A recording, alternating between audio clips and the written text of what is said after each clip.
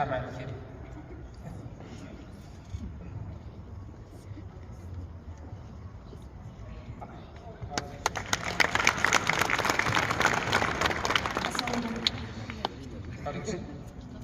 Hozir gapimni cho'zib vaqtingizni olmoqchi emasman, chunki asrga tugayib qoldi.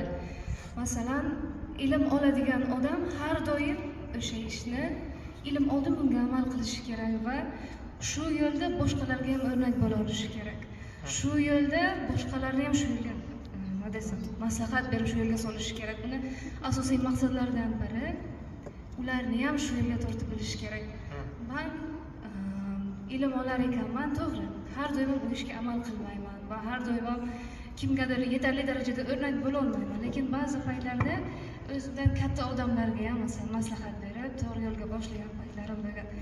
To'g'ri, men o'zimni yetuk deya olmayman, lekin yosh avlod sifatida o'zimni tengqurlarimga bir dona maslahat sizdan so'ramoqchiman. Chunki men juda ham ko'p yoshlarni masalan ko'raman, o'zini vaqtini qanaqa o'tkazayotganligini aniq guvohi bo'lib kelaman va o'zimni hayotim bilan solishtiryapman. Aniq bir menga bir to'g'ri yo'l ko'rsatishni xohlardim va men ularga ham shu narsani to katta bo'lguncha ularga o'rgatishni xohlardim, chunki ularni bu darajada ko'rsatmoqchiman. O'zimga bir soat maslahat berdim, o'shani qayta eshitib chiqish kerak desa, eng oson. Lekin meni xosatni so'raydigan aytaman. Yaxshi narsalarni orzu qilishdan to'xtamaslik kerak. Yaxshi orzularni yozishdan to'xtamaslik kerak. Yosh kattalar boya maktabda dars o'tib keladi. Yosh kattalar qo'rqoq va dengizchi bo'ladi. Yosh bolalarga nisbatan. Masalan, uy desam, tasavvur uy degan so'zni aytib, hayolingizga nima keladi?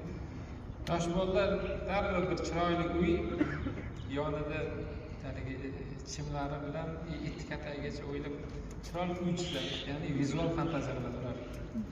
Yosh kattalar esa yozuvlarni o'ylaydi ko'proq. 3 xonali uymi, 4 xonali uy, uchastkami, Temirak tarafdan, Rizvon tarafdan yoki Buxorodan qayerda.